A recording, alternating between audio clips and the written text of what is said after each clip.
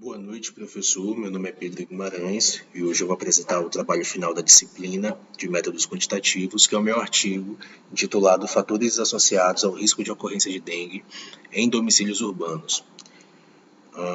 Então, esse estudo ele busca aplicar métodos e técnicas estatísticas para compreender quais fatores estão relacionados à ocorrência de dengue no ambiente domiciliar. Então, aqui o nosso roteiro da apresentação ele vai seguir pela problematização, metodologia, resultados, análise de risco e conclusões. Bom, a dengue ela continua sendo um dos principais problemas de saúde pública no Brasil. Além dos impactos, obviamente, sobre a população, a doença gera custos significativos para o sistema público de saúde e exige investimentos constantes na prevenção e no controle. Então, diante disso, surgiu a pergunta, de quais fatores ambientais, estruturais, comportamentais estão associados à ocorrência de dengue em domicílios urbanos. Bom, o objetivo, então, foi analisar quantitativamente esses fatores e, para isso, eu fiz uma análise em 3 dimensões. A primeira são os fatores ambientais, como água parada, por exemplo, ocorrência de chuva. O segundo são fatores estruturais, como a frequência da coleta de lixo. E terceiro, fatores comportamentais, como o índice preventivo. Todas essas 3 variáveis elas foram analisadas em função da variável dependente, que é a ocorrência da dengue de fato. Aqui a gente tem um vislumbre do quadro teórico, que também está disponível no artigo. Bom, então, antes da coleta de dados, foi feito o desenho metodológico da pesquisa.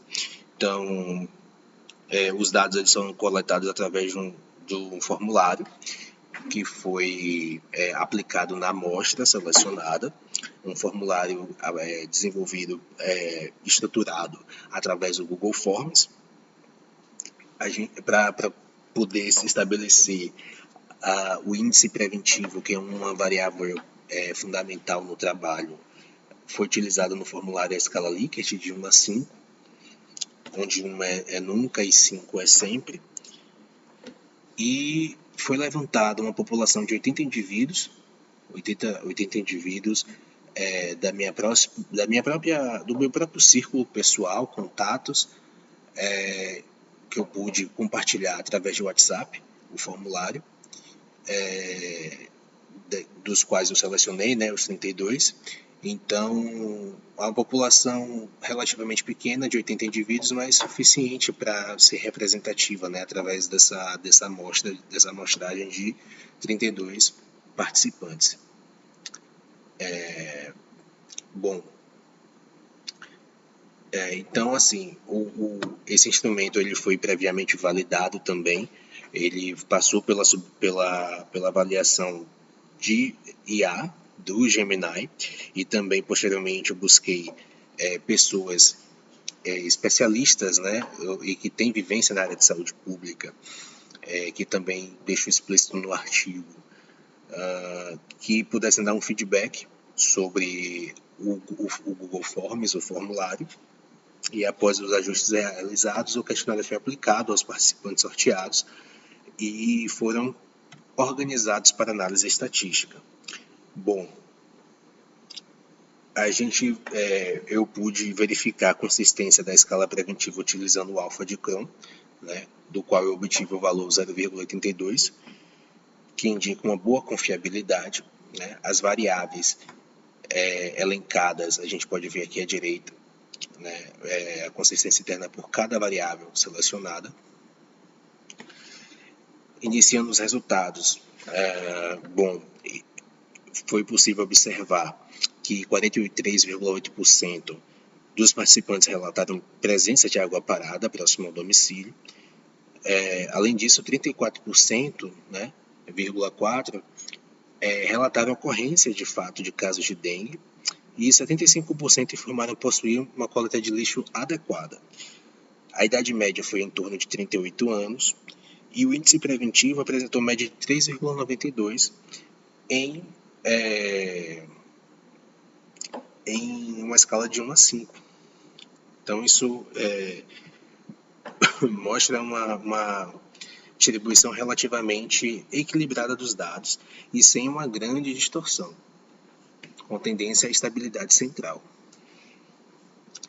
Bom, em seguida aplicamos uma análise de agrupamento, utilizando caminhos. O primeiro grupo preventivo reduzido representou 21,9% da amostra. O segundo grupo preventivo moderado representou 34,4%. E o terceiro grupo preventivo elevado representou, a maior parte, de 43,7%. Então, isso mostra que a maior parte dos participantes apresentou um comportamento preventivo relativamente elevado. Aqui está a representação desses agrupamentos.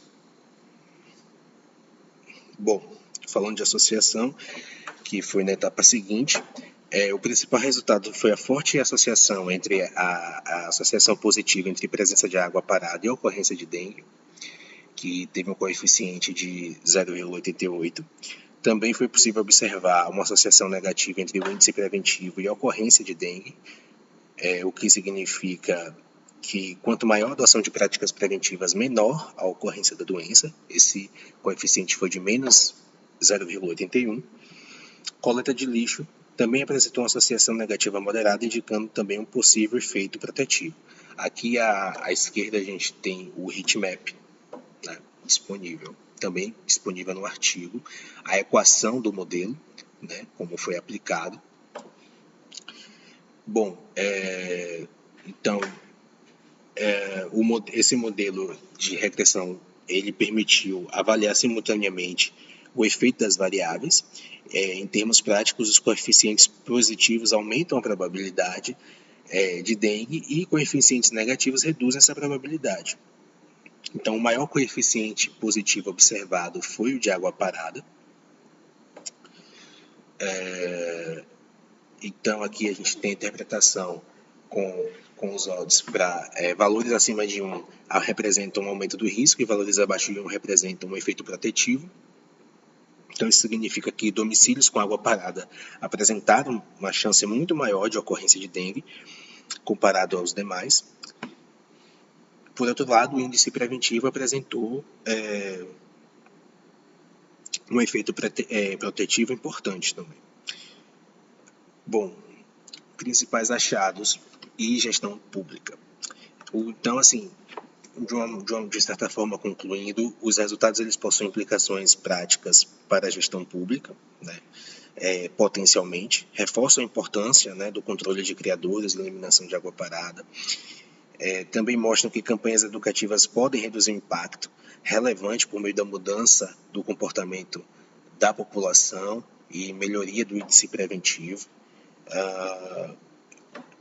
E também evidenciam a importância dos serviços urbanos, especialmente a coleta de lixo e saneamento básico.